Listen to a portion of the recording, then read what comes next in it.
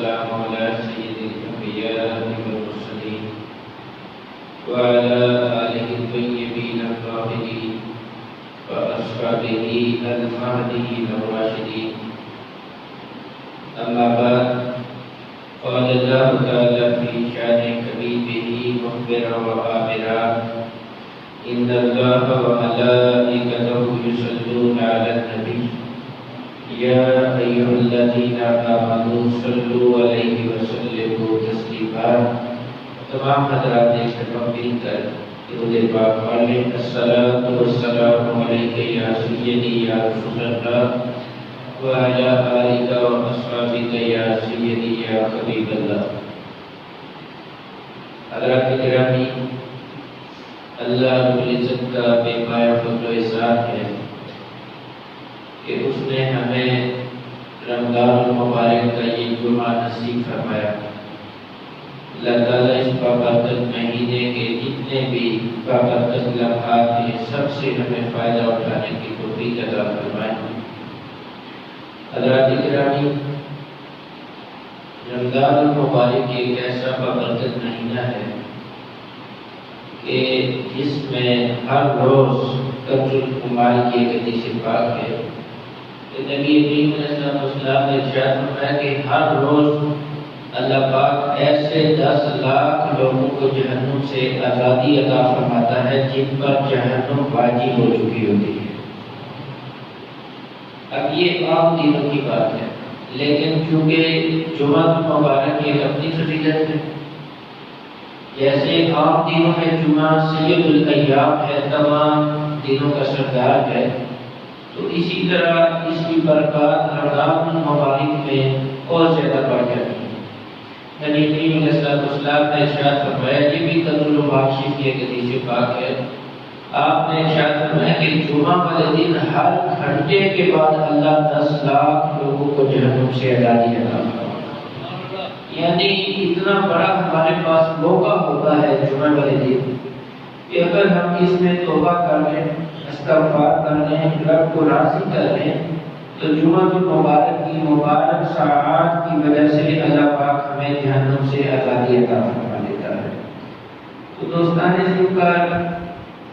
دوسرا عشرہ رحمت، عشرہ مغفرت، پہلا عشرہ رحمت، دوسرا عشرہ مغفرت ہے.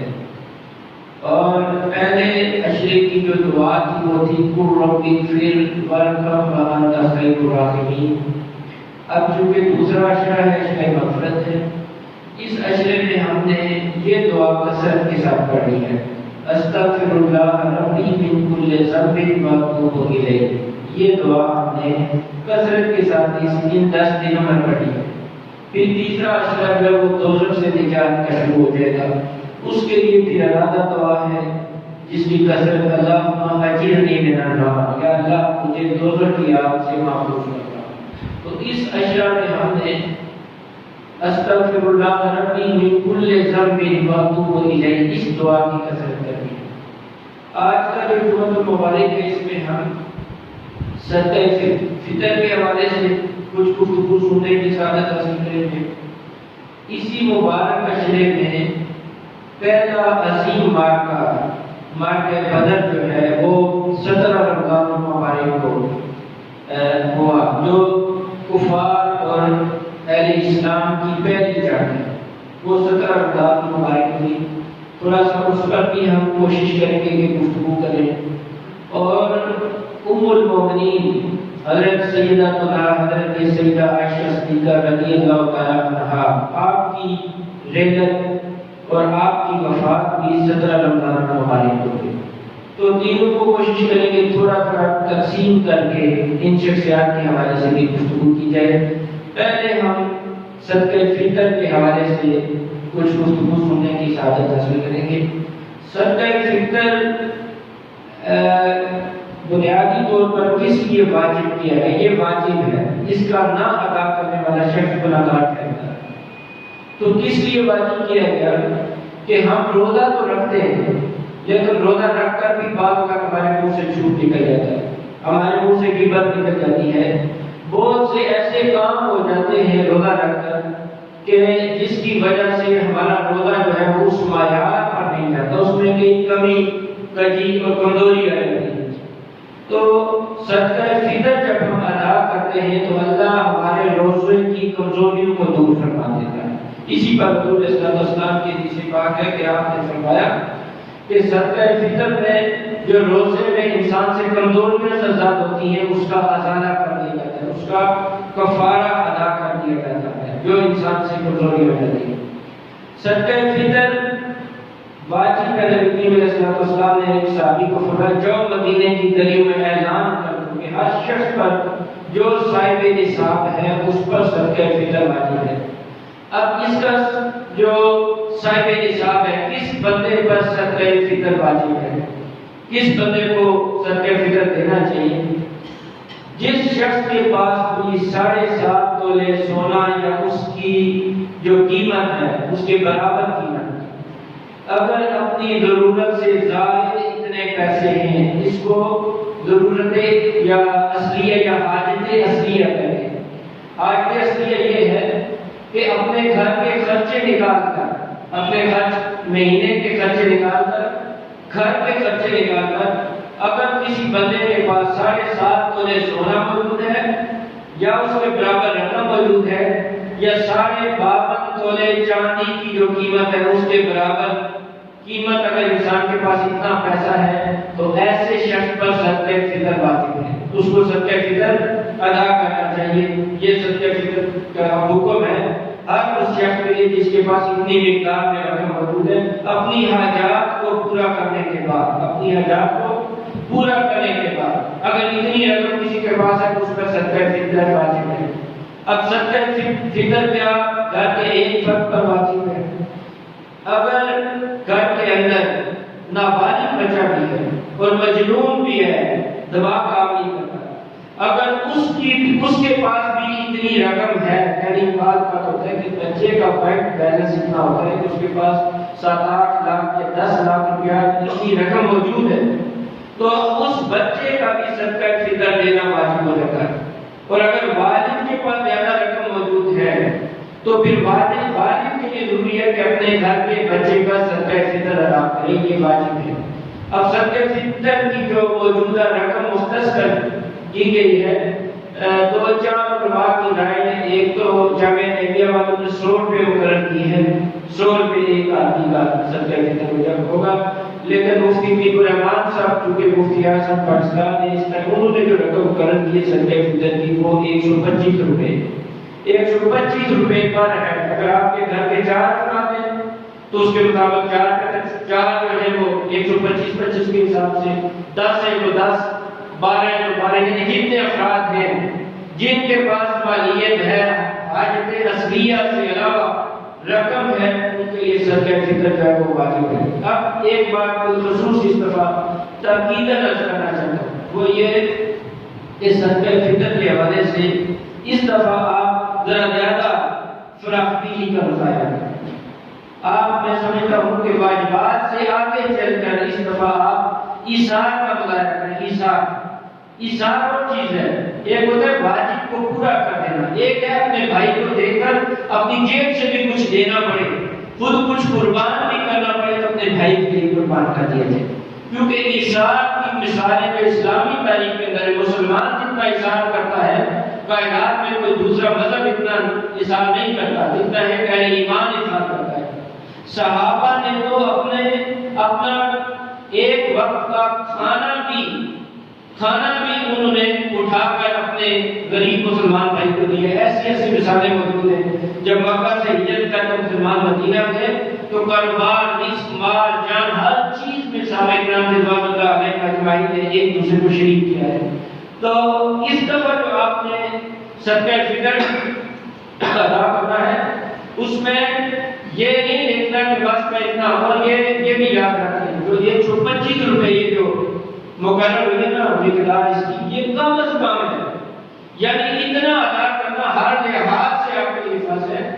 لیکن یہ مراد نہیں کہ آپ 125 سے زیادہ نہیں کر سکتے۔ یہ وقت مشکل وقت ہے، دیہاتی دار مشکل میں ہے،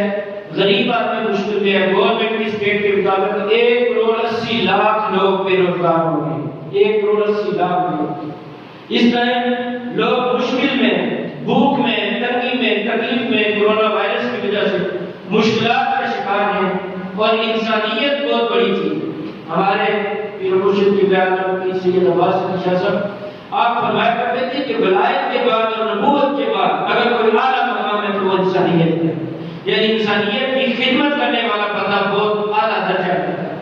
بہت اعلیٰ درجہ رکھتا ہے۔ تو اس وقت آپ کی درد دلی کی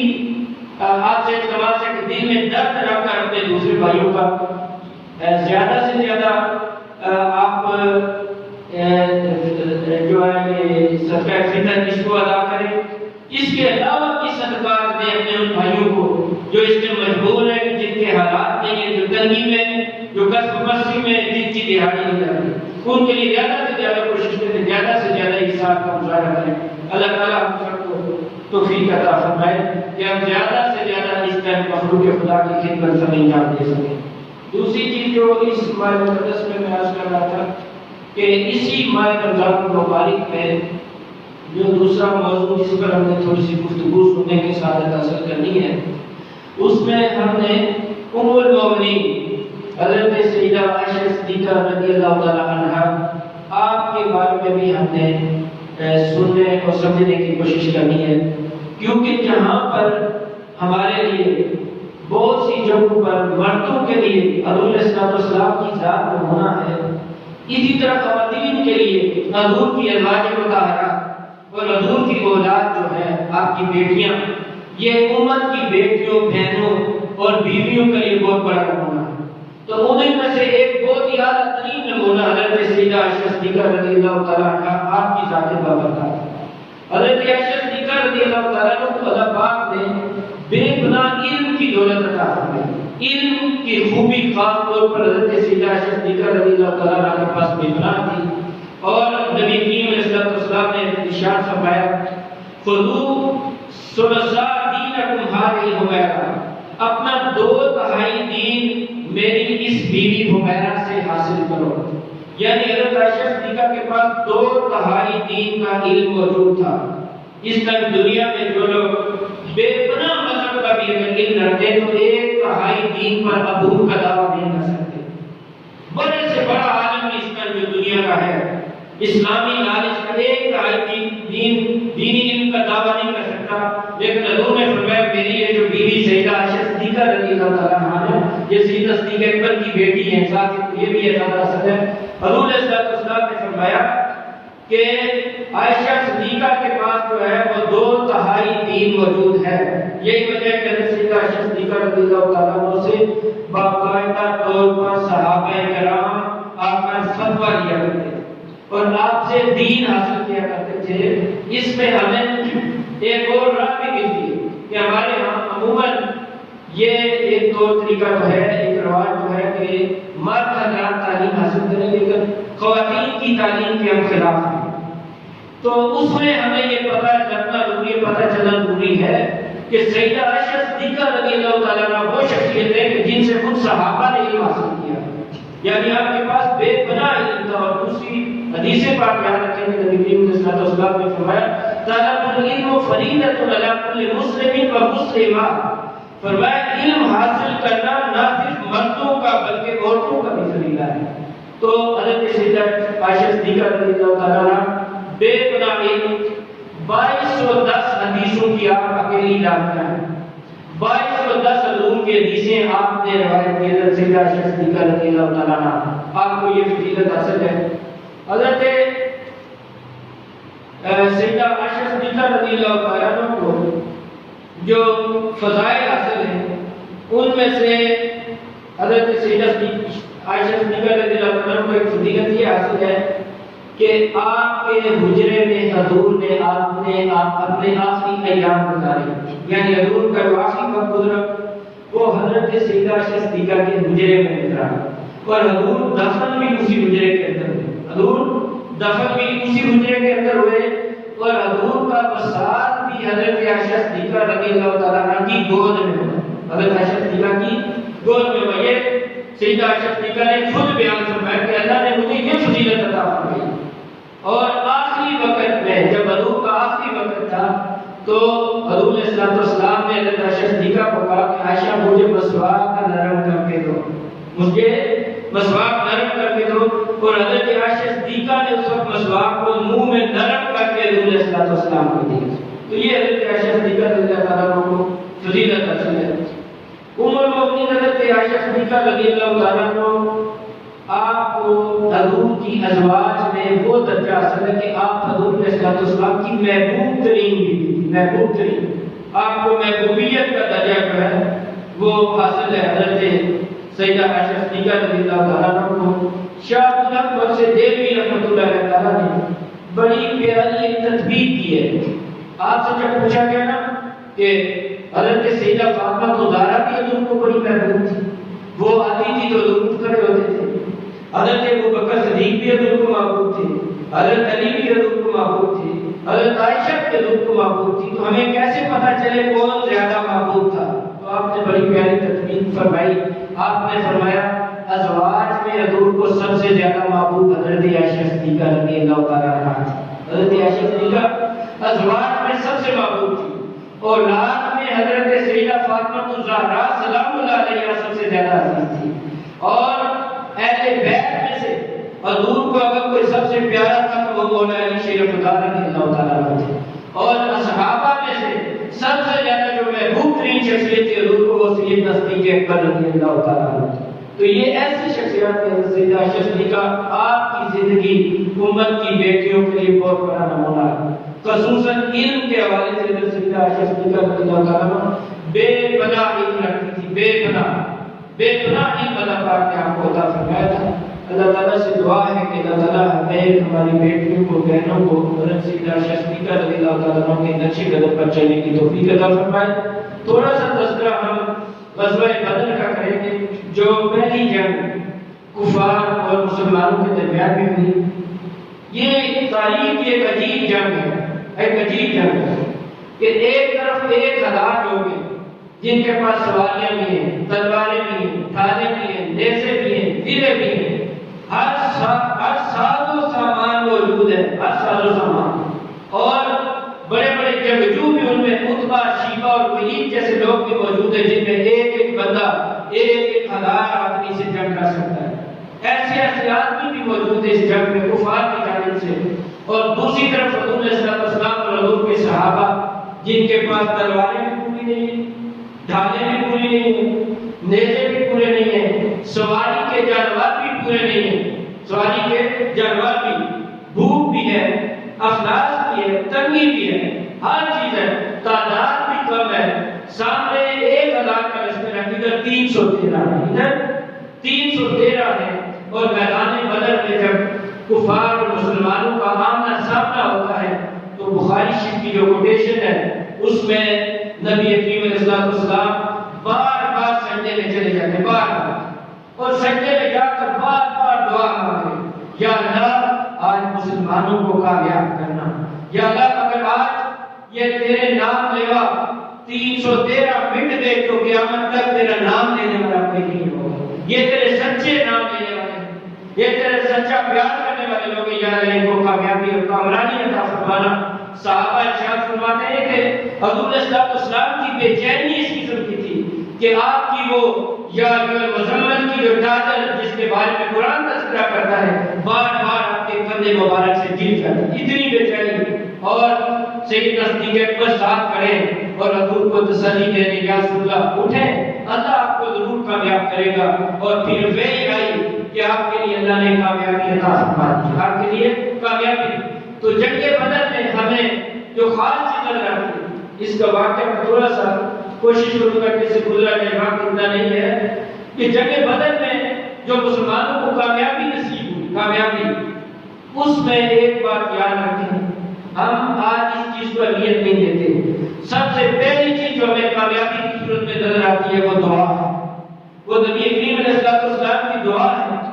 آپ نے سر سجدے میں رکھ کر عاجزی کے ساتھ، انکساری کے ساتھ اللہ کے حضور دعائیں کی کثرت کے ساتھ۔ آج ہم دعاؤں کے حوالے سے بڑے کمزور ہیں،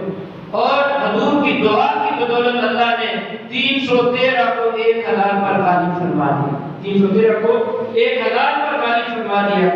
یہ پہلی چیز، دعا بہت بڑی چیز ہے، دعا مخ العبادہ، نبی کریم صلی اللہ علیہ وسلم نے فرمایا دعا عبادت کا وقت ہے، عبادت کر کے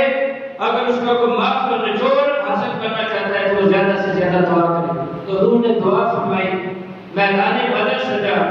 3 پہلوان عتبہ، شیبہ اور ولید، یہ 3 پہلوان نکلے اور ان کے مقابلے میں جب حضور نے انصار میں سے 3 آدمی بھیجے تو چونکہ ان میں تکبر تھا، ایک برادری کا تکبر تھا، بڑی برادری والے لوگ ہیں، یہ چھوٹے لوگ ہیں، یہ ہمارے مقابلے کے نہیں ہیں۔ آج افسوس کے ساتھ یہ کہنا پڑتا ہے کہ یہ برادری ادھر کا تصور آج ہمیں بھی کسی طرح موجود ہے۔ میں کئی دفعہ پہلے عرض کر چکا ہوں کہ جو ہمارا ادھر ہندوستان اور پاکستان کے اندر یہ برادریوں کا تصور ہے، یہ اسلامی تصور نہیں ہے، یہ ہندوانہ تصور ہے۔ فلاں بڑا ہے، فلاں چھوٹا ہے، فلاں اعلیٰ ہے، فلاں ادنا ہے، اس قسم کا کوئی تصور اسلام کے اندر موجود نہیں ہے، یہ ہندوانہ تقسیم ہے۔ اگر قبیلوں کا تصور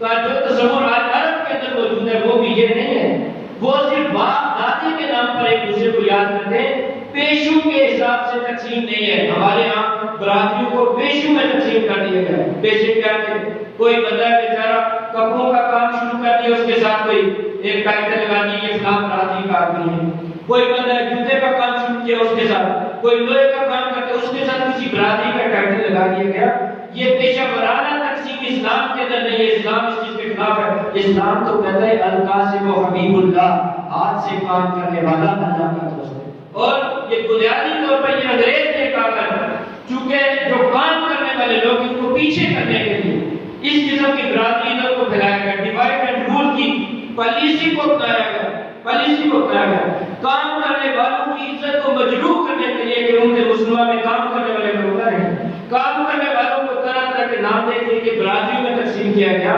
تو دوستانے پر اس قسم کی کوئی تقسیم اسلام میں نہیں ہے، پیشے کے اعتبار سے نہیں، ہاں باپ دادے کے نام سے ہے۔ وہ کس طرح ہے؟ جیسے اب ایک ہی میں ہوں، سجاد میرا نام ہے، میرے نام کے کیا پتہ 10 لوگ پورے چراغ کے اندر موجود ہوں تو یہ ضرور ہوگا کہ یہ وہ سجاد ہے جو عباس علی شاہ صاحب کا بیٹا ہے، یا کوئی اور سجاد اس کے باپ کا کوئی اور نام ہو، یہ دل پہچان کے لیے، اور اسی کو قرآن کہنے لے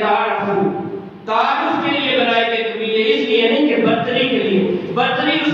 کو ہے جو اللہ کے نزدیک سچا ہے، جو اللہ کے نزدیک متقی ہے، جو اللہ کے نزدیک پرہیزگار ہے۔ اور 14 صدیوں کی ہماری تاریخ گواہ ہے کہ امت مسلمہ میں مقام اسی کو دیا گیا جو تقویٰ رکھتا تھا، جو تقویٰ کی ضرورت رکھتا تھا۔ تو جب وہ آمنے سامنے ہوئے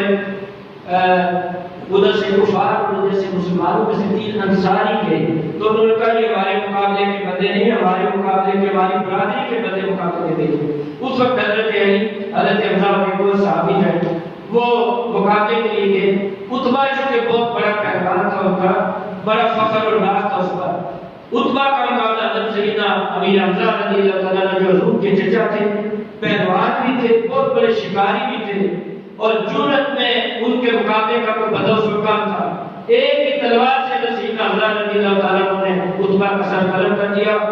شیبہ کا مقابلہ جو دوسرے صحابی تھے ان کے ساتھ ہوا، تلواریں ٹکرائی، دونوں کو ضرب لگی، جو صحابی رسول تھے وہ بھی شہید ہو گئے۔ شیبہ شدید زخمی ہوا۔ اتنے میں حضرت علی کا مقابلہ عتبہ کے بیٹے ولید کے ساتھ تھا۔ ولید کا اور حضرت علی کا مقابلہ ہوا۔ شیر خدا نے ایک ہی تلوار سے اس کے 2 ٹکڑے کر دیے، اور اتنی دیر میں آپ نے شیبہ کی بھی گردن اتار دی۔ تو یہ وہ مقابلہ تھا جب کفار کی آنکھیں کھل گئی کہ جن لوگوں سے ہم نے ٹکر لی ہے وہ کوئی عام لوگ نہیں، وہ بہت بڑے لوگ ہیں، وہ بڑے استقامت والے لوگ ہیں۔ پھر نبی کریم علیہ السلام نے بدر کے میدان میں جو جنگی حکمت عملی اپنائی، آج غیر مسلم بھی دام۔ اب کفار کو طاقت کے نشے میں دوڑتے چلے گئے، آ کر دوڑ کر حملہ کیا، ہماری تعداد زیادہ ہے۔ حضور صلی اللہ علیہ وسلم نے صحابہ سے فرمایا تھا جب تک دشمن دور ہے، قریب آئے تو پہلے تیروں سے اسے روکو، جب تیروں کی لین سے پار ہو جائے نیزوں سے اسے روکو، جب نیزوں کی لین سے پار ہو جائے تب تلوار نکالنا۔ یہ حضور کی پالیسی ہے، یہ حضور کی جو صفہ گھڑی ہے نا، اس کو غیر مسلموں نے بھی مانا ہے کہ ایسا صفہ سلام نہیں دیکھا کہ اتنی کم تعداد میں اسلحہ اور ساز و سامان نہ ہونے کے باوجود بھی 1,000 لوگوں کو اس نے شکست دے دی۔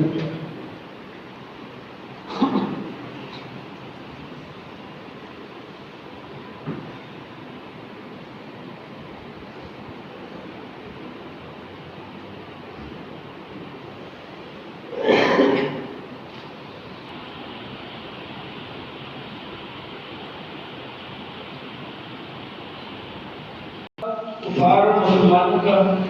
313 مسلمان جن کے پاس 6 تلواریں 8 ضلع سواری کے سامان بھی نہیں تھے غالب آ گئے 70 کافر قتل ہوئے مسلمانوں میں سے 14 مسلمان شہید ہوئے اور اللہ پاک نے ایک عظیم فتح مسلمانوں کو عطا فرمائی یہ ایک عجیب منظر تھا عجیب حالات تھے صحابہ کرام ارشاد فرماتے ہیں کہ اور قرآن پاک میں ہے کہ اللہ پاک نے فرمایا کہ میدان بدر میں میں نے 3000 فرشتوں کے ساتھ مسلمانوں کی مدد کی یعنی 3000 فرشتے بھیجے مسلمانوں کی مدد کے لیے اللہ پاک قرآن پاک میں ارشاد فرماتے ہیں اور صحابہ ارشاد فرماتے ہیں کہ بعد کا ہم تلوار اٹھاتے ہی تھے تو جب دیکھتے تھے تو سامنے کافر خود بخود قتل ہو چکا ہوتا تھا تب سمجھ آتی تھی کہ اللہ نے فرشتے بھیجے جو ان کفار کو قتل کریں 70 کافر قتل ہوئے 70 گرفتار ہوئے اور مسلمانوں میں سے 14 بندے شہید ہوئے دنیا نے ایک عجیب رنگ دیکھا کہ کمزور ناتواں بظاہر ناتواں کمزور بے سر و سامان مسلمان